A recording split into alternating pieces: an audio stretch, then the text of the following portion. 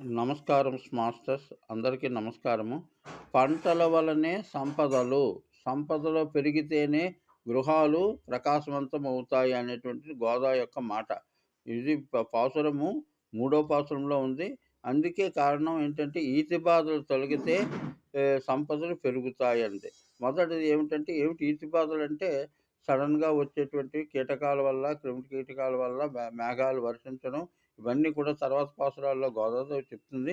గానీ ముఖ్యంగా 6 రకాల నీటి బాధలున్నాయి. అతివృష్టి అంటే ఎక్కువైపోవడం, అనావృష్టి, తర్వాత ఎలుకల బాధ, చిలుకల బాధ, మిడతల బాధ, చీడ పురుగుల బాధ, క్రూరమైన రాజులు పరిపాలించే విధానము, దుష్ట ప్రభుత్వాలు ఇవన్నీ కూడా కలిసి ఈతి బాధలుగా గోదాదేవి చెప్పడంలో తప్పేమీ లేదు. అవన్నీ తొలగిపోవాలంటే ఆ త్రివిక్రముడిని మనం పూజించాలి, త్రివిక్రముడిని వేడుకోవాలనేటువంటి గోదాదేవి యొక్క ఆంతర్యం. ఆ ఆంతర్యం